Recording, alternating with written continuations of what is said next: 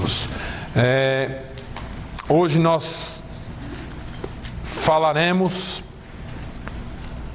um pouquinho, apesar de ser Dia dos Pais, mas eu não vou falar de pais hoje.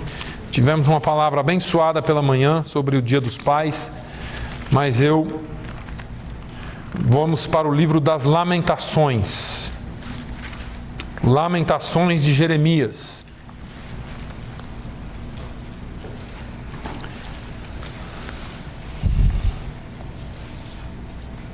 Está depois do livro de Jeremias, depois do livro de Isaías, no meio da Bíblia em diante, Salmos, Provérbios, Eclesiastes, Cantares, Isaías, Jeremias, Lamentações. Lamentações capítulo 2.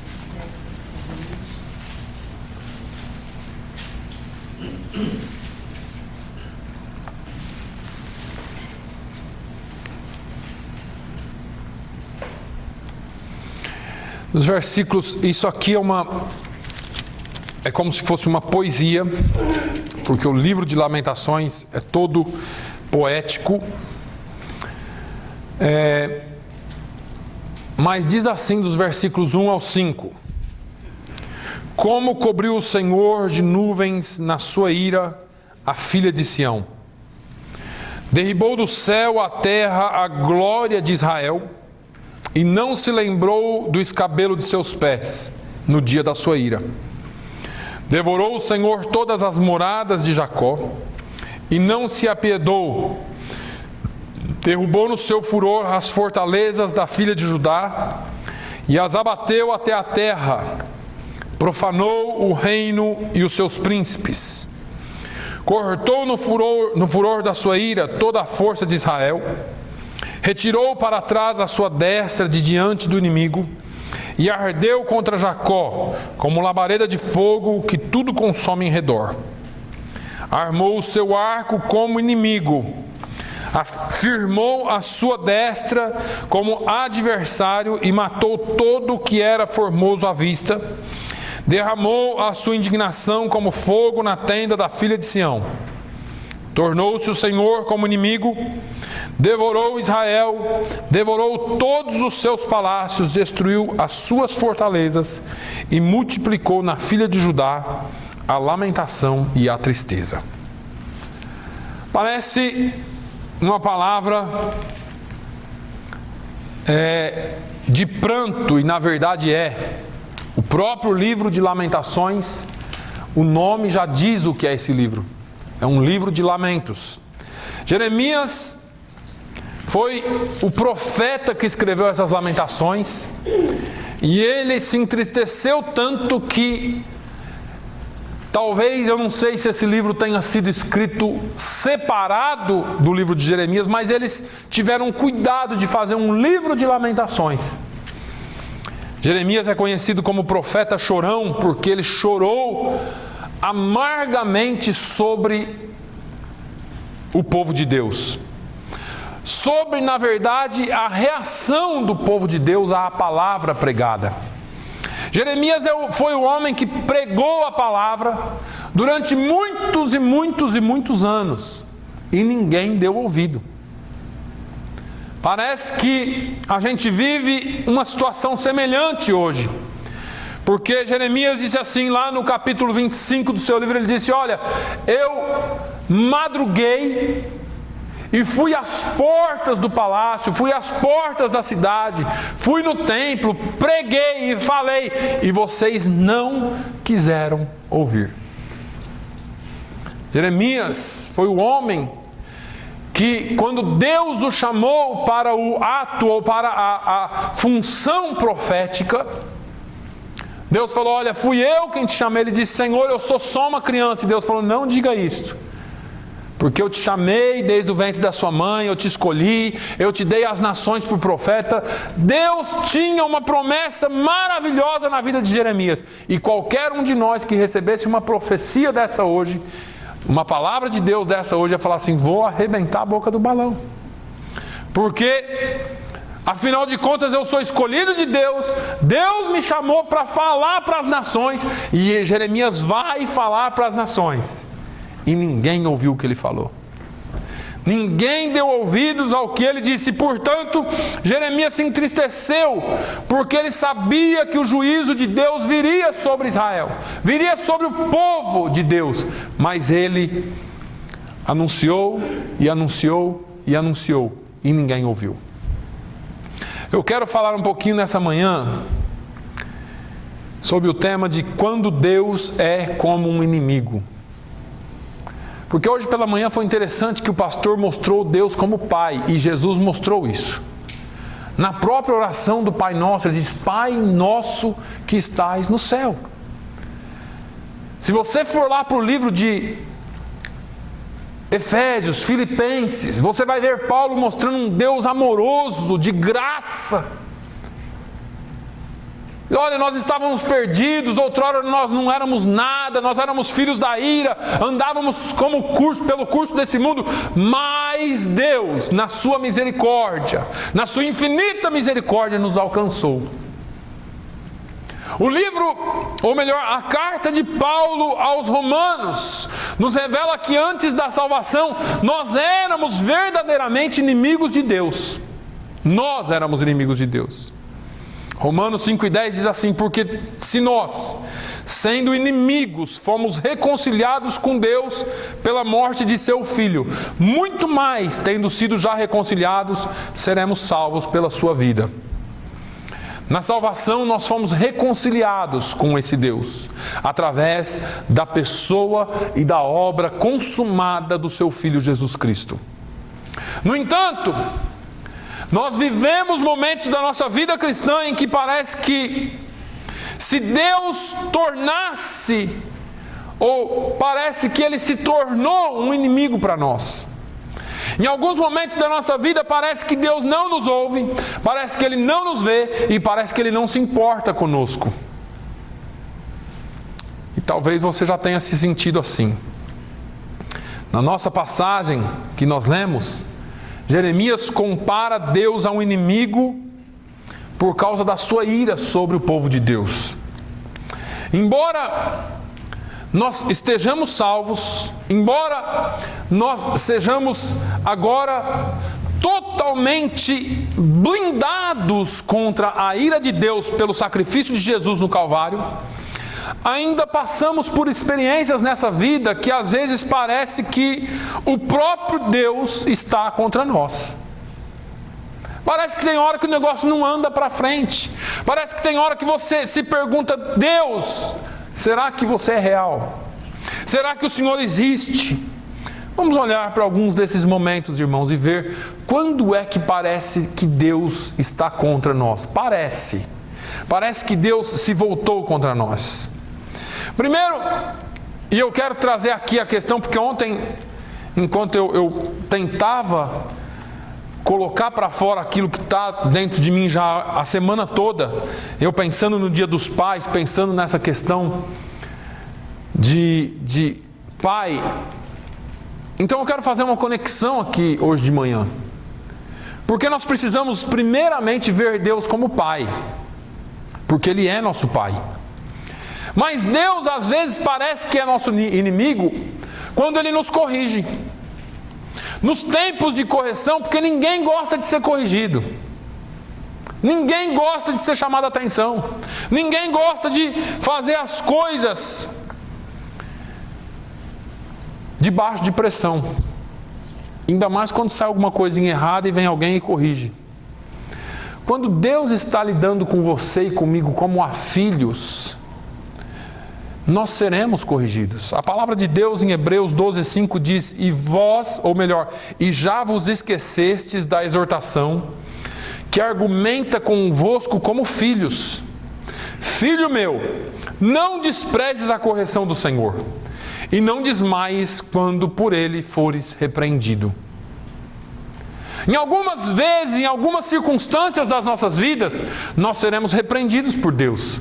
Porque existe um evangelho por aí dizendo: não, Deus é amor, Deus é amor, Deus é amor. E por Ele ser amor, as pessoas desconectam a palavra correção dessa palavra amor.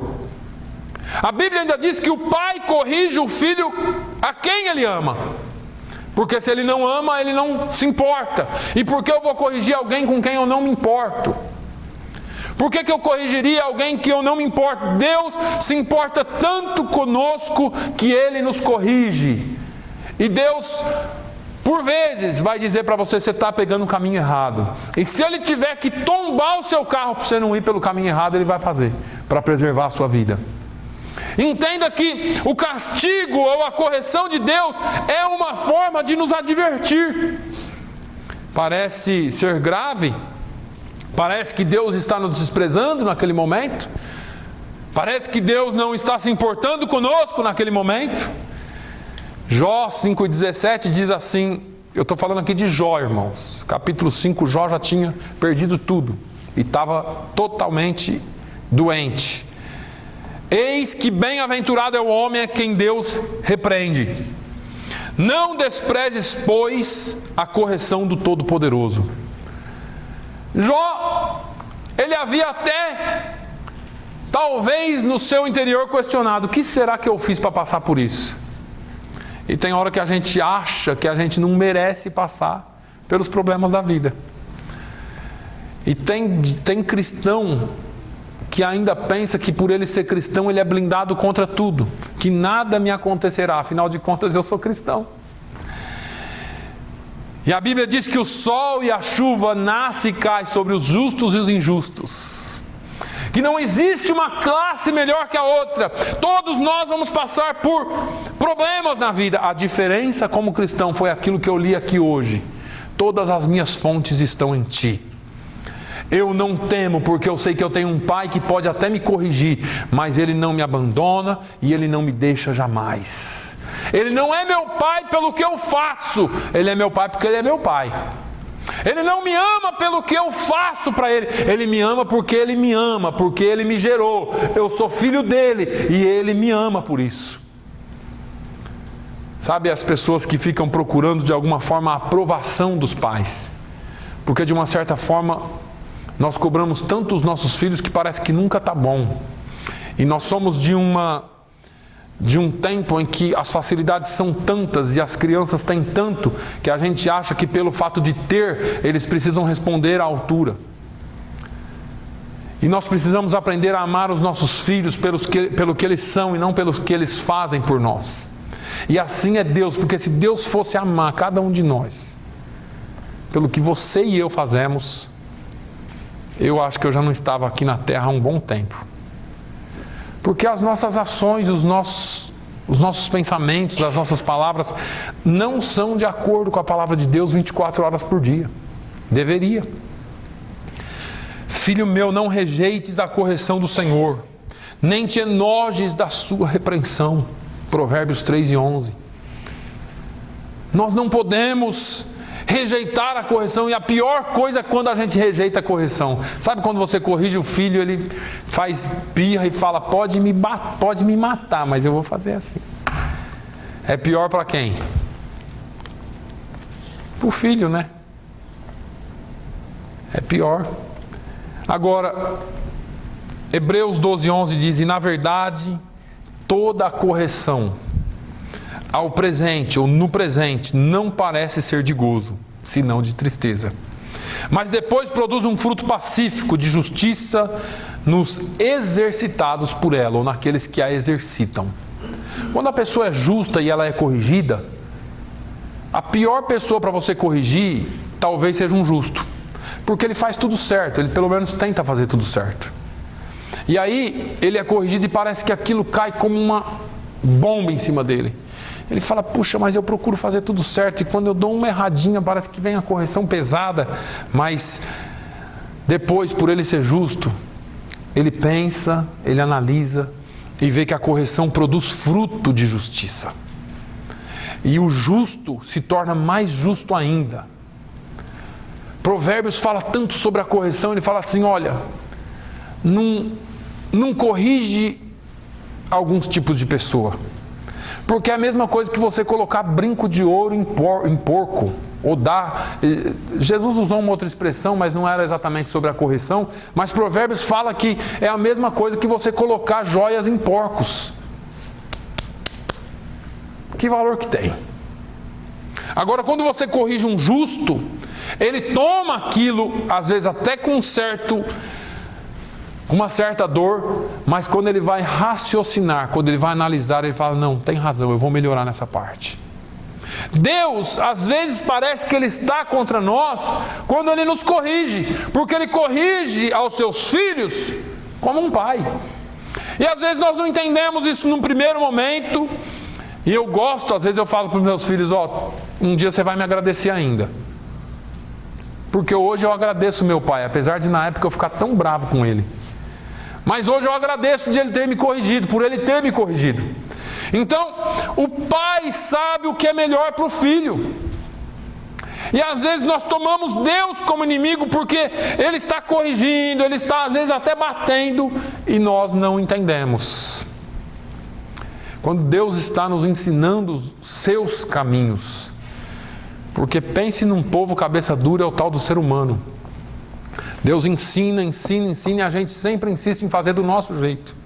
E o nosso jeito é o pior caminho, irmãos, infelizmente é assim.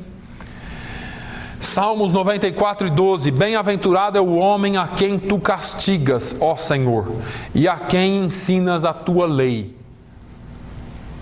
É interessante que a versão aqui diz castiga, mas o fato aqui é a correção, porque às vezes nós nos sentimos tão injustiçados, e Deus está nos tentando ensinar de uma forma e nós queremos ir de outra. E o salmista está dizendo que aquele a quem Deus corrige, aquele a quem Deus castiga até, é um bem-aventurado. Agora ninguém quer ser castigado por causa disso, porque a gente vive num tempo que tem a lei contra abuso, e eu não sou contra, não estou falando contra aqui não. Eu acho que todo abuso tem que ser corrigido. Eu estou falando aqui daquela lei excessiva, aquela que o filho não pode mais falar nada, ou melhor, o pai não pode fazer nada mais com o filho, porque a criança tem que ter a sua própria forma de pensar, a sua própria forma de expressão. Nós sabemos disso.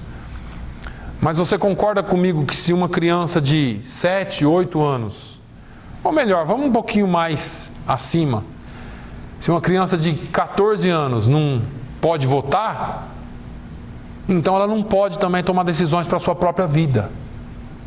Porque ela não tem condições de tomar decisões pela sua própria vida, por si só.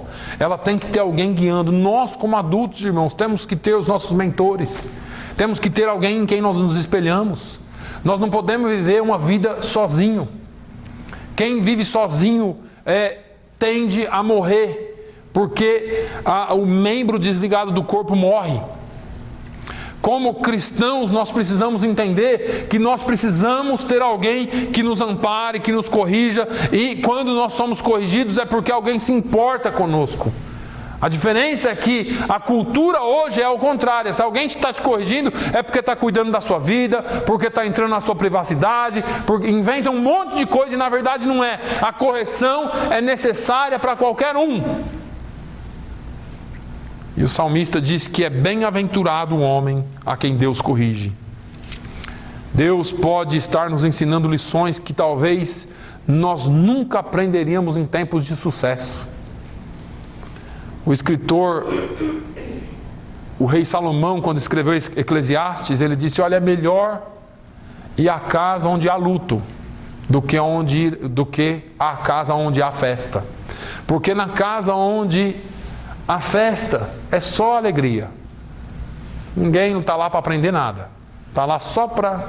Agora na casa onde há luto, ali se vê o fim de todas as coisas.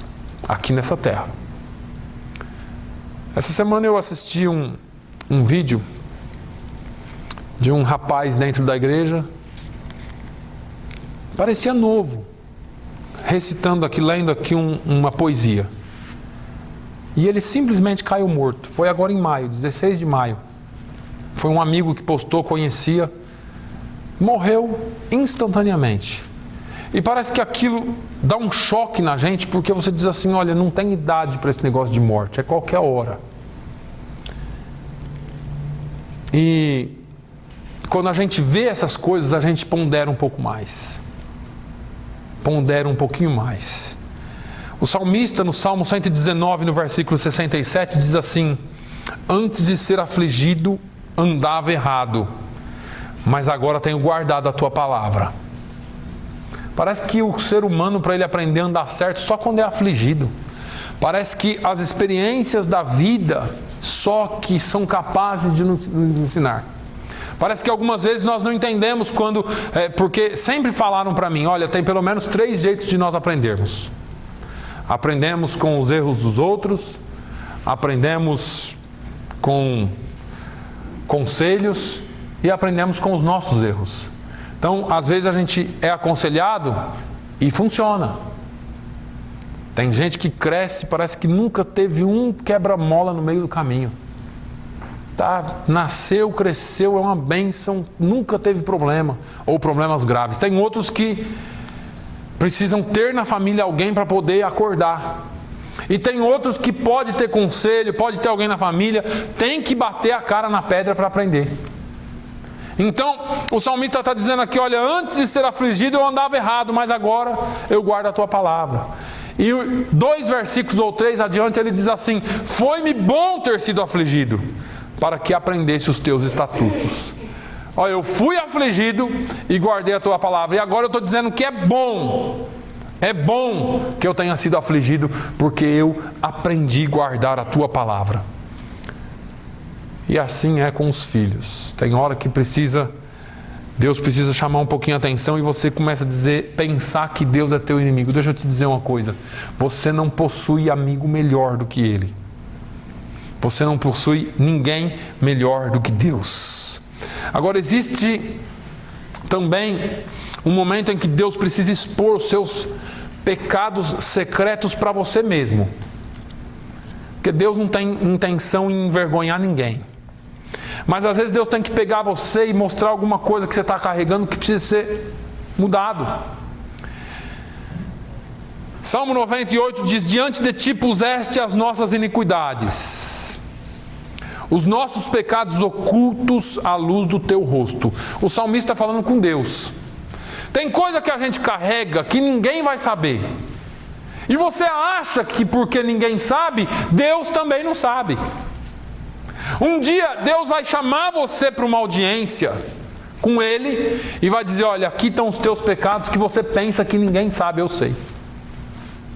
Eu sei. E porque eu sei, é melhor você entender que esses pecados precisam ser tratados. Porque quando Ele expõe os nossos pecados para Ele mesmo e para nós, para a gente saber que Ele sabe, Ele na verdade só está querendo purificar. E Ele está querendo refinar a nós. Paulo fala de um tratamento com fogo. O salmista no Salmo 66:10 fala: pois tu, ó Deus, nos provaste, tu nos afinaste como se afina a prata, e prata se afina com fogo. Derrete para tirar as impurezas. Eu já falei aqui para os irmãos, meu irmão era ourives, eu gostava de ver ele purificar o ouro. Vinha as barras de ouro, mais ou menos umas fitas de ouro assim, parecia latão, bem laranja, bem fosco, feio. Se você achar um negócio daquele lá na rua, você vai pensar que é arame. Ele pegava aquilo e ia colocando uma pedra, tem uma pedra com uma cavidade no meio, ele ia derretendo com maçarico, aquilo ia ficando amarelo, e daqui a pouco criava uma nata em cima, uma nata de impureza, e ele ia com maçarico, ele ia empurrando aquela nata, até que ela caía fora e ficava só o ouro, aí ficava amarelo e brilhante, e depois, conforme ele ia trabalhando aquele ouro, ia ficando mais puro e mais puro com o fogo. E assim somos nós. A nossa vida só vai ser purificada quando nós passarmos por alguns momentos de dificuldade, quando nós passarmos por alguns momentos de tristeza, alguns momentos que a gente pensa que vai naufragar. Veja que nós pensamos que ele é nosso inimigo, nós pensamos que ele está contra nós, mas ele não é e ele não está. Isaías fala que quando nós passarmos pelas águas, nós não seremos submergidos. E quando nós passarmos pelo fogo, chama alguma arderá em nós. E eu sempre falo isso aqui, porque dá a impressão, ou alguém canta uma música aí, que fizeram há muitos anos atrás, até bonita: se passares pelas águas, elas não te afundarão. Se passares pelo fogo, ele não te queimará. E não é se. Porque se passarmos, dá a impressão que pode ser que a gente passe pelo fogo. Pode ser que a gente passe pela água. A Bíblia não diz isso. A Bíblia diz: quando passares. Deixa eu te dizer, é uma questão de tempo. Todos nós passaremos por dificuldades. Todos nós seremos provados no fogo. Agora, Deus não só parece ser o nosso inimigo em tempos de correção, mas em tempos de provação também. Porque nem toda prova é para corrigir. Correção, eu dou aula aqui, então às vezes durante as aulas a gente joga algumas questões e as crianças falam e você corrige alguma coisa, algum princípio, alguma coisa, mas na prova é para testar mesmo. É para testar mesmo. O fato é que existe aí um ditado popular aí fora que diz que durante a prova o professor se cala. Na prova você pode levantar, pelo menos na minha aula, pode levantar a mão e perguntar que eu vou falar não sei. E se você continuar falando eu vou te tirar a prova. É bem assim que funciona. Na prova o professor não fala nada. E às vezes nós estamos na prova e fala: Deus, fala comigo, Senhor, fala, e parece que Ele não fala. Provações parecem ser a ausência da presença de Deus em nossas vidas. Parece que Ele não está presente, porque estamos passando por provação. Salmos 44 e 24. Por que escondes a tua face e te esqueces da nossa miséria e da nossa opressão? Salmos 13 e 1. Até quando te esquecerás de mim, Senhor? Para sempre? Até quando esconderás de mim o teu rosto? Parece que durante a provação nós não conseguimos ver Deus. Nós não conseguimos nem sentir a presença dEle. As provações parecem ser a ausência do favor de Deus em nossas vidas. Porque quando nós estamos passando por provação, a gente pensa que nós não somos abençoados. Estamos passando por provações e não somos abençoados. E o salmista no Salmo 40:11 diz: não retires de mim, Senhor, as tuas misericórdias. Guarda em mim continuamente a tua benignidade e a tua verdade. O salmista também estava passando por um momento de tribulação. Ele diz: olha, não retira de mim a tua misericórdia. Parecia que as misericórdias de Deus não estavam sobre ele, ou não estavam sobre ele. Porque na hora da aprovação você não consegue sentir a misericórdia de Deus. E são os momentos que nós choramos, são os momentos de tristeza, mas eu sempre falo, se você está aqui vivo, é porque as misericórdias do Senhor são novas a cada manhã. Aleluia. Se você chegou até aqui, é porque a misericórdia dele não falha sobre a sua vida. Salmo 74:1. Ó Deus, por que nos rejeitaste para sempre? Por que se acende a tua ira contra as ovelhas do teu pasto? Por que é que o negócio está tão difícil, Senhor? E aí entra um tempo que nenhum crente, nenhum cristão gosta, que é o tempo de silêncio. Existe um tempo que Deus se cala com todos nós. E isso não é só um tempo determinado, mas em alguns momentos da nossa vida nós não conseguimos ouvir Deus. E quando Deus se cala, não é porque Ele não quer falar com você, não é porque Ele brigou com você, está de mal de você, nada disso. Mas o silêncio de Deus faz com que nós nos sintamos como os ímpios. Porque você fala assim: eu sirvo a Deus, eu procuro ser fiel a Deus, e Deus não fala comigo. Salmos 28:1. A ti clamarei, ó Senhor, rocha minha. Não emudeças para comigo. Não aconteça calando-te tu para comigo, que eu fique semelhante aos que descem ao abismo. Senhor, eu estou falando e o Senhor não está falando comigo. Não se cale. Abacuque, a famosa oração de Abacuque no capítulo 1. Até quando, Senhor, clamarei eu e tu não me escutarás? Gritar-te-ei violência e não salvarás? E parece que vivemos esses dias. Clamamos, clamamos, clamamos, e parece que Deus não ouve, porque Ele não responde do jeito que eu e você queremos. Porque quando nós oramos, as nossas orações são egoístas. Me perdoem a sinceridade. Oramos por nós mesmos. Oramos pelos nossos problemas, oramos pelas nossas prosperidades, oramos pelos nossos sucessos. E muitas vezes não olhamos o todo. Deixa eu te dizer, Deus não olha só o indivíduo, Deus olha o todo. Da mesma forma como Ele olha o indivíduo e se compadece e se preocupa individualmente com cada um, Deus olha o todo, porque Ele é um Deus eterno, é um Deus que olha do começo ao fim. E apesar de parecer que Ele não está ouvindo, Ele está. Só que Ele não está respondendo. E o fato aqui é que eu não quero entrar nessa questão do silêncio de Deus como o objeto principal do sermão hoje, mas o silêncio de Deus faz com que o crente sinta como se Deus estivesse longe dele. Você sabe por quê? Porque nós trabalhamos com uma coisa chamada emoção. O ser humano é emotivo por natureza.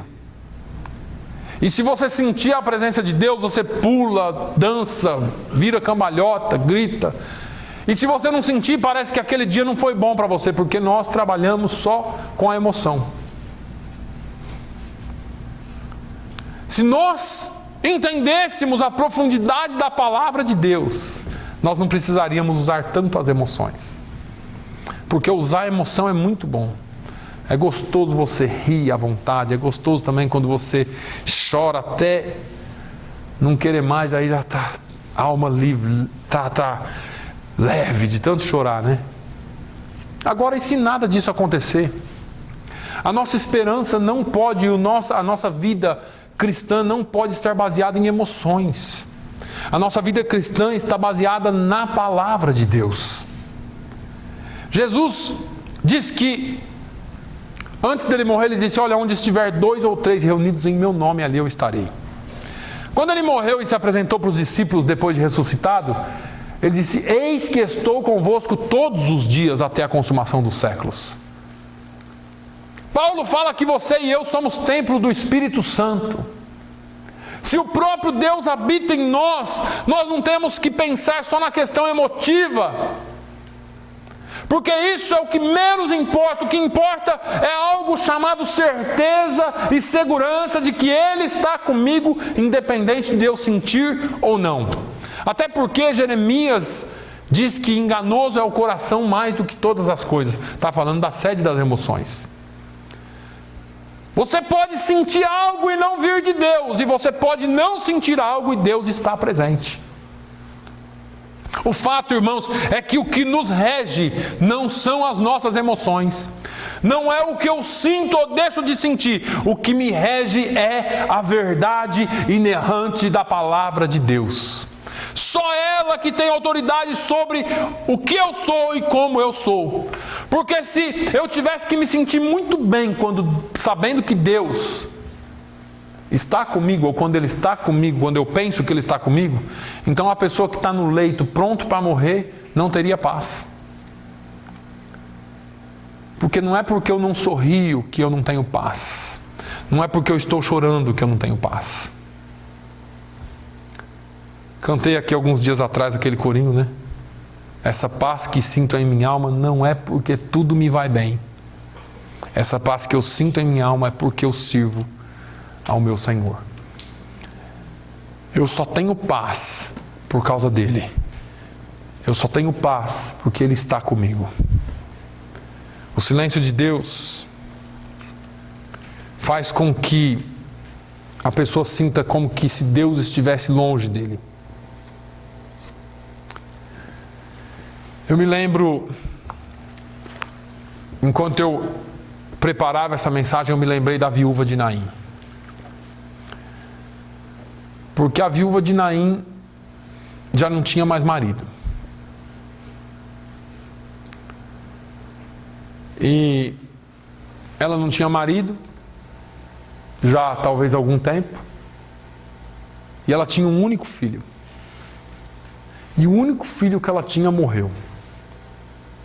O sistema era complicado, porque o sacerdote, ele, pela lei, ele era obrigado a caminhar 10 metros de distância do caixão, porque ele não podia tocar em coisa morta, senão ele se tornaria impuro. E assim eram todos. Todos os que seguiam a religião não tocavam nada morto, nem o caixão, nem o corpo, nada. E parece que Deus estava tão distante dessa pessoa aqui, porque talvez ela possa ter questionado: Deus tirou o meu marido e agora tirou o meu único filho. Imagina a distância que essa pessoa se sentiu de Deus.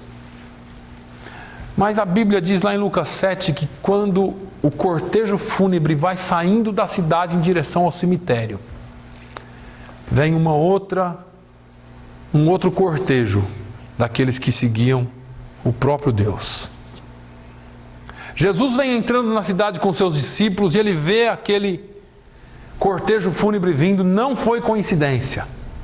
Jesus queria ensinar alguma coisa para ela e para todos nós. Que mesmo nos momentos de dificuldade, que mesmo nos momentos de tristeza, mesmo no momento em que nós pensamos que estamos abandonados, Ele ainda se faz presente. Eu fiquei pensando ontem à noite em José. Porque quando os irmãos lançaram José na cova, eu fiquei pensando na cova, do nada, comecei a pensar na cova. Uma cisterna. Quando você está na cisterna, você olha para trás e não vê nada. Você olha para frente e não vê nada. Você olha para os lados e não vê nada, só cisterna. E aí é momento de olhar para cima, porque na cisterna você só tem socorro de cima. Essa mulher, talvez ela nunca tinha ouvido falar de Jesus, mas Jesus caminha em direção a ela. Jesus quebra todos os paradigmas da religião. Jesus vai lá no caixão, olha para a mulher e fala: não chores. Falar para quem perdeu um filho não chorar, parece que você está brincando com a minha cara. A mulher deve ter levado um susto, porque ela não conhecia. Jesus era de outra freguesia. Jesus era de outra cidade.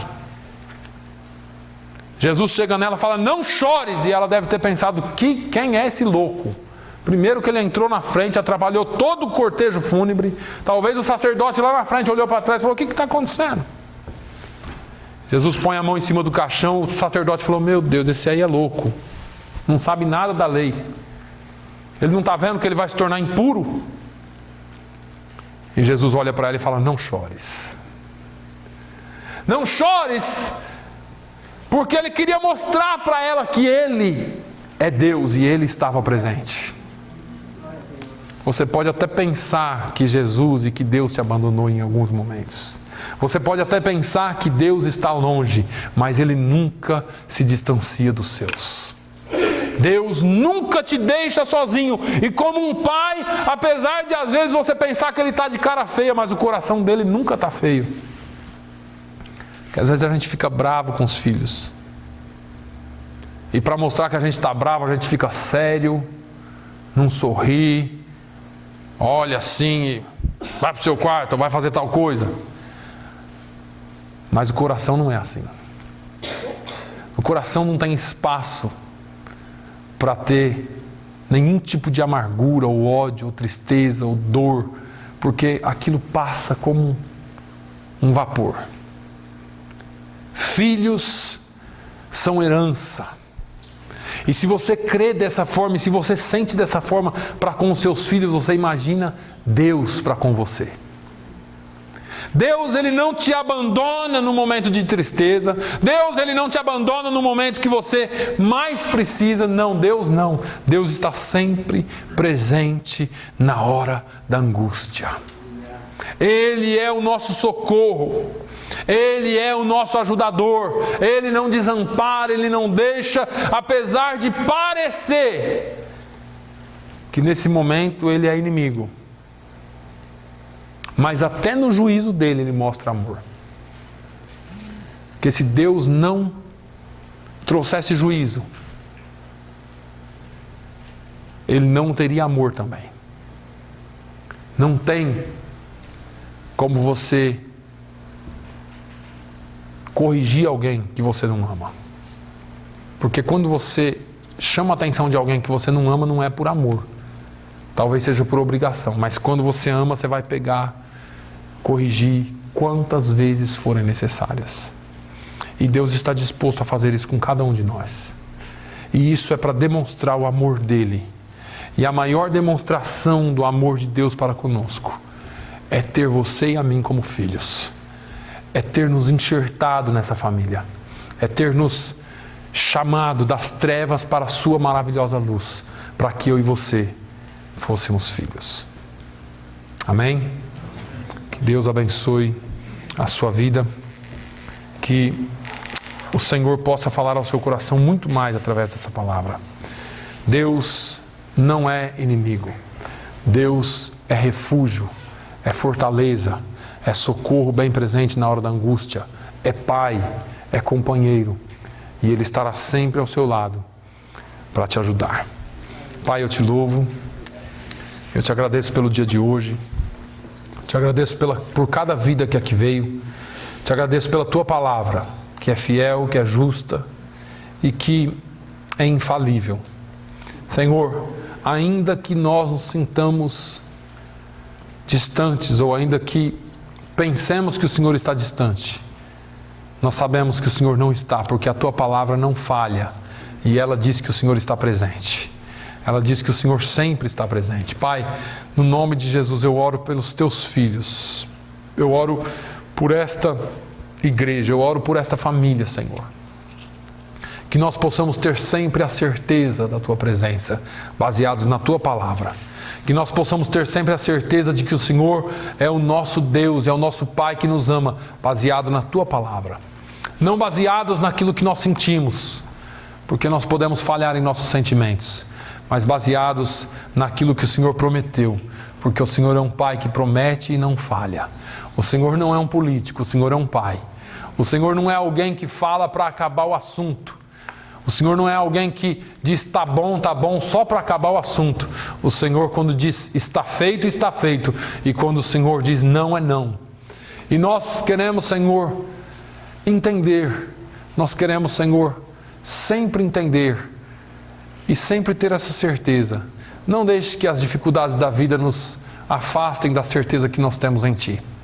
Não deixe, Senhor, que as dificuldades da vida nos levem por lugares que nós tenhamos dúvidas sobre quem Tu és e como Tu és. Nós sabemos, Senhor, que Tu és Pai e queremos sempre nos comportar como filhos obedientes e que fazem não só para fazer para Te agradar, mas viver para Te agradar. Pai, no nome de Jesus, nos dê uma semana abençoada.